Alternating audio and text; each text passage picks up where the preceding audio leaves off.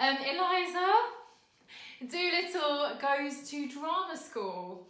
So last week I briefly, 23 minutes it took me, looked at, so Guide to Being a Pauper, so I looked at sort of my background a bit, like sort of being a pauper, Oliver Twist, chimney sweep type, and I thought that I would go in a little bit deeper this week and talk about my time at drama school, because I went to drama school, and it's probably, drama school for me was probably the most incredible, amazing,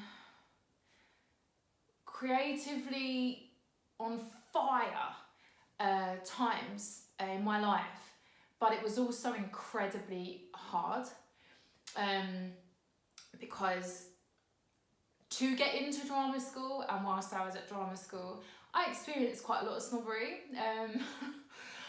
because I'm a chimney sweep basically, and I kind of wanted to tell a couple of little stories kind of around that, and so here we go. So I'm just gonna go for it, right? Because this episode needs to be shorter. So basically, one of my first drama school auditions. So I really wanted to go to one of the top drama schools, one of the accredited drama schools. That was really important to me. I didn't know anyone, no one in my family, no one where I lived, where I grew up in Essex, had been to further education. So I had no idea really, like, what am I doing? You know, applying to go to drama school. Am I worthy? I don't know. But I went and made it to this audition of one of the top drama schools in the country.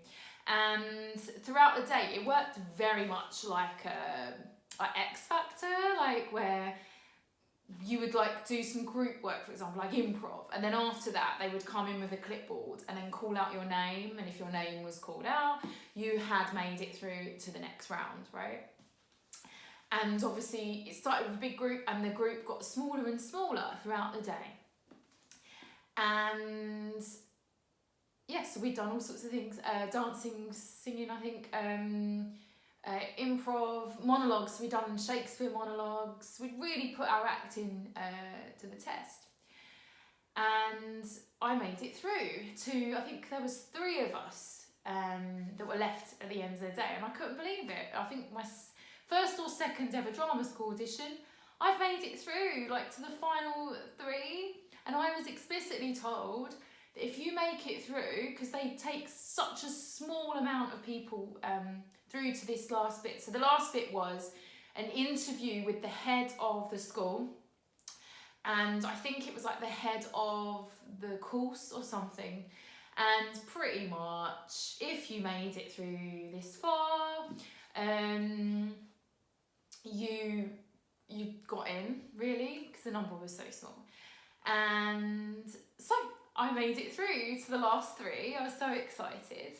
So I was waiting to go in. They called my name. I went in. So I was sitting there with the head of the school and the head of the course. Now, obviously, it's the first time they had seen me as me all day. So all day they'd seen me acting, which is the point, right? That you're a good actor. And I was sitting there, I was chatting away like this, and I'm gonna be honest, the definition of someone's face dropping, I experienced it in this moment, right? So as soon as I started speaking, this guy's face was like, I didn't know what that meant. And I thought, well, I've made it down to the last 3, I've started chatting, and he then says to me, I'm really sorry, I just need to speak to my colleague for a moment. And they left me in the room, and they both went out of the room. And I was sitting there and I was thinking, wow, what's going on? You know, like, his face has dropped, I've made it down to the final 3. Maybe he thinks I'm really amazing, like, and now he's just like, oh my God, she's such a good actress, because we were so convinced a moment ago she was like Dame Judi Dench, but actually we realised that she's Eliza Doolittle. Her acting skills are incredible. We need to give this girl a scholarship. Like, there's no doubt about it. She needs a scholarship. We're going to give it to her right now. So they come back in and they sit down, and he says to me,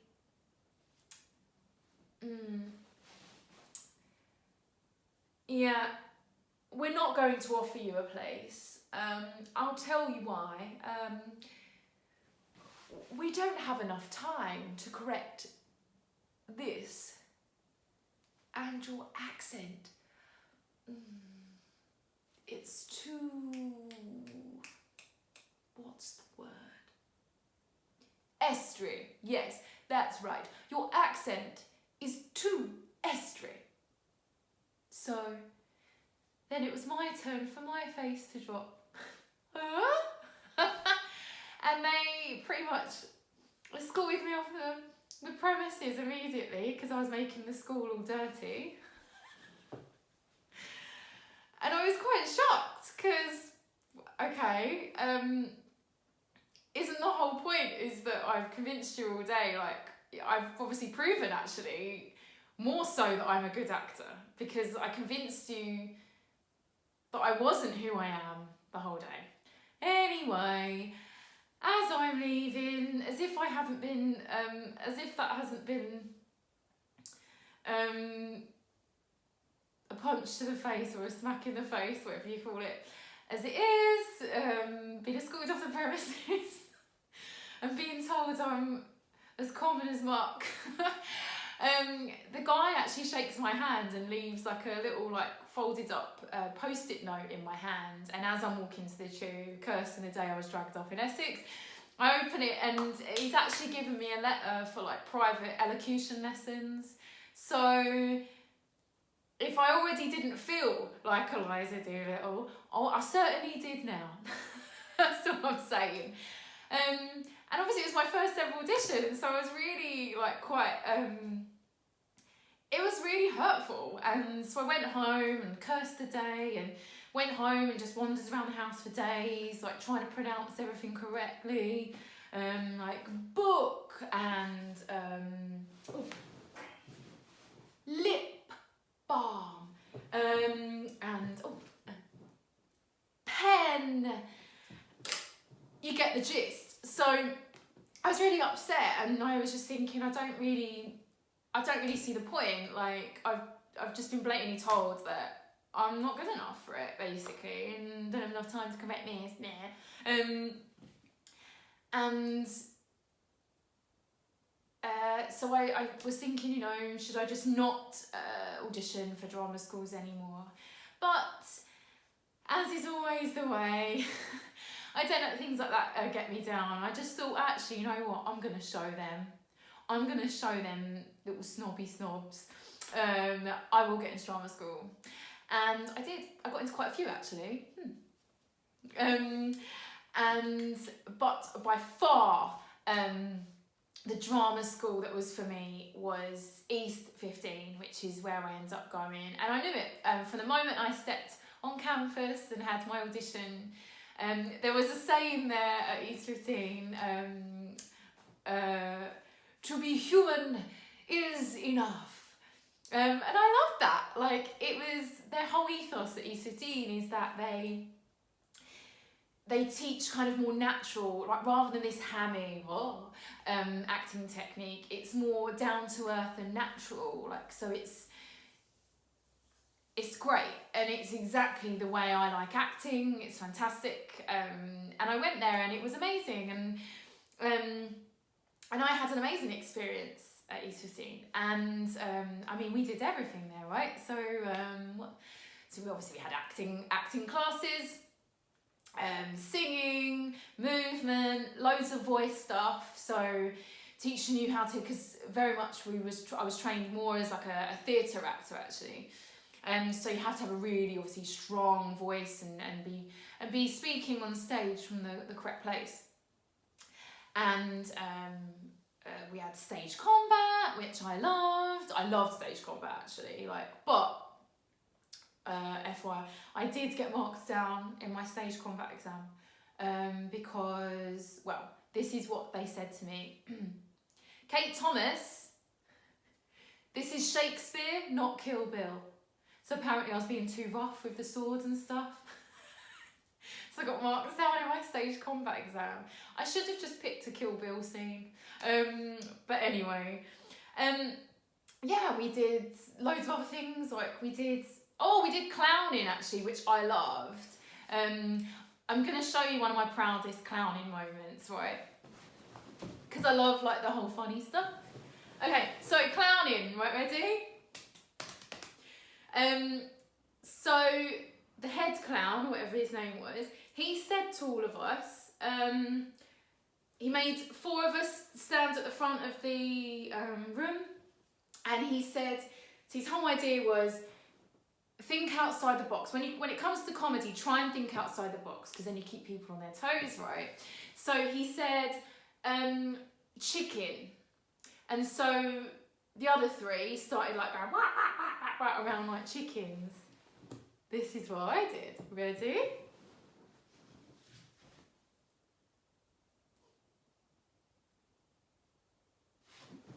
And everyone was going, what the fuck is she doing now? She's such a weirdo, right?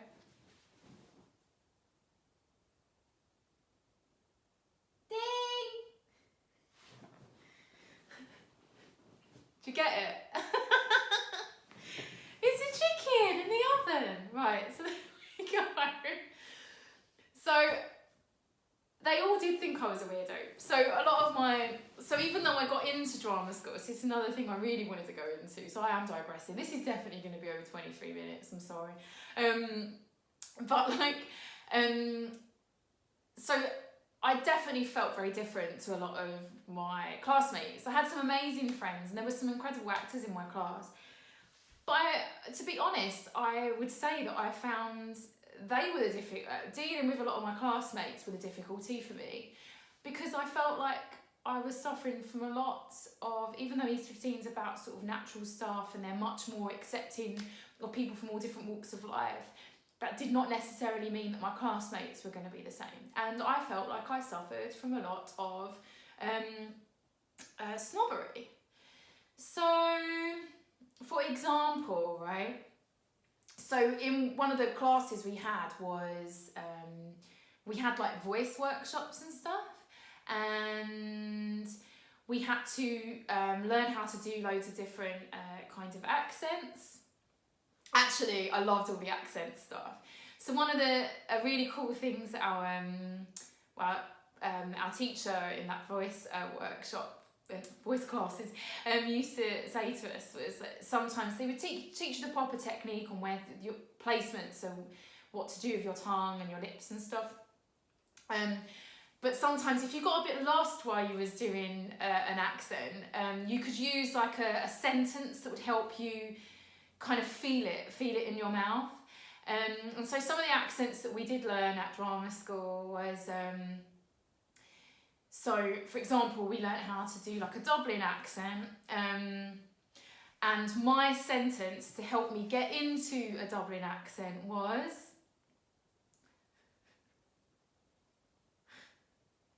Jesus, your mammy smells a shite. That's a quote from The Van.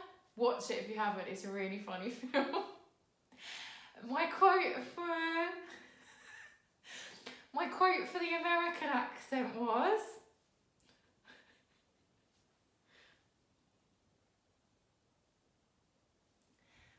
I did not have sexual relations with that woman. Sorry, this is going to be another take because I got myself into a bit of a laughing fit there with my Bill Clinton impression. And obviously with the Essex accent, all I need to say is, hello, my name is Kate Thomas. But we obviously, at drama school, we had to learn how to speak posh. So the Queen's English, RP. And I remember so clearly when our voice teacher said to us, oh, now we'll be moving on to learning RP, so how to do the Queen's English. And someone actually said, "Good luck, Kate." Now, yet again, I will not be defeated. I will show you. So I was determined to be the best in the class. And I worked really, really hard. Like, I would spend, I think it was like 2 hours every day. I was really like intense with it. I would spend 2 hours every day like working on voice stuff, and then this is in addition to the classes we were already having. And I'd like have a bone prop. Like, I don't know if you've ever seen a bone prop, but it's on like a bit of string, and it kind of goes in between your teeth, and it helps you learn how to speak properly, and it kind of creates the right amount of space inside your mouth and strengthens your lips and tongue, and it just kind of makes sure everything is placed correctly, so you can speak, articulate, but also speak the Queen's English. So I went nuts, and I did this for like 2 hours every day because I was going to show them, snobby snobs. And so the course goes on, and there were some real glorious moments with that one. I remember the first one was that we did some work in the radio. So I chose to do, I think, a Shakespeare piece, and we all went off and done the pieces, and we all had to then listen to each other doing our various pieces. And I did a Shakespeare piece in the Queen's English, in RP, and no one could guess who it was. And I'm sitting there going, I am so happy. Like, it was worth it just for this moment. But not just that, it was really good because I really had put the work in. So then what started to happen is I was getting a lot of roles. I still got a lot of roles playing chimney sweeps, but I was also getting lots of roles playing queens and things like this. So I was really, really happy. And at the end of drama school, you do a thing called a showcase, and we had the big showcase where you invite loads of agents down and they come and see you, and then the stage newspaper, which is the theatre newspaper, come down, and if you're lucky, you get a review. Now, for the showcase, you only get to do like some scene, like one scene. So you get one scene with another actor, and it's what you're going to get cast as, basically, in these scenes. And I'm happy to tell you that, yes, one scene I did have to be a chimney sweep character, so like proper EastEnders type thing. I think my first line as I came on stage was, "You horrible pig." I think that was that. So I had to play, like, because that's my casting, right? It's kind of my natural accent. I'm going to do it easy. So that was one of my castings. But by that point, I think because I'd worked so hard on the RP, I was also considered that my other casting would be RP. So I also got another scene. So I was actually the only person in my class to do 2 scenes, because I needed to show that I could do equally both characters. So thank you very much. Those 2 hours every day were really, really worth it. And yes, and then not only that, I actually got mentioned in the stage newspaper for both of those scenes. And actually one of my best quotes actually from the stage newspaper was, "They called me a working class terror." I love that so much. But I also got mentioned for my other piece. So that kind of brings me to an end, really, finally, on my Eliza Doolittle Goes to Drama School episode. But I think I'm kind of starting to do morals in all my episodes. I think that's like a nice way to do it, is it? And so I was thinking that we've had a lot of like keeping your chin up and all this kind of stuff, but this is a really another good example of don't let anyone tell you that you can't do something. If they do, just say to them, kiss my derriere. So there we go, just work hard and just do whatever the hell you want if you really think that's what you should be doing and all this kind of stuff. Don't listen to them, like, so that's what I did, that's what you should do, and yay if you're already doing that as well. I'm going to end there and let you get on with your day, or night, or whenever you're watching this. I was thinking actually, like, number one, like, try and subscribe to my channel, this Facebook or this YouTube, wherever you're listening to this, and then you'll keep up to date with all my goings on. But also, like, it'd be really nice, like, I'm really loving all the feedback you guys are giving me, like all the little, I've had loads of messages going, well, number one, your show's too long, sorry, it probably is going to be 23 minutes again. But I'd really like to know what you're thinking. I'd like to get feedback from you guys. Is there any particular subject you'd like me to delve into next week, maybe? Or maybe you could, like, just give me a random subject and I'll see if I have a story up here for you. Let's give it a go. Who knows? Like, let's all just be creative and crazy. I really hope that you're all keeping well. Thank you so much for tuning in again, and I'm going to leave you with this. My dear, if you knew how often we actresses have to deal with this sort of thing, it is perfectly clear that your husband has been playing a little comedy to make you jealous, to revive your interest in him. It happens to every actress who is moderately pretty and highly successful. It's one of the oldest expedients in the world, and we actresses are just such conspicuous targets for it. There is scarcely a man connected with the theatre who doesn't make use of us in that way, one way or another. Authors, composers, scene designers, lawyers, orchestra leaders, and even the managers themselves.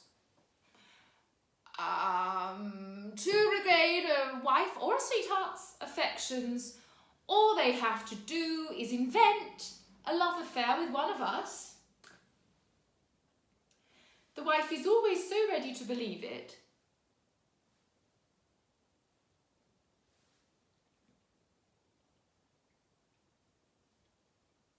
And usually we don't know a thing about it. But even when it is brought to our attention, we don't mind so much, because at least we have the consolation of knowing that we are the means of making many a marriage happy, which might otherwise have ended, well, in divorce.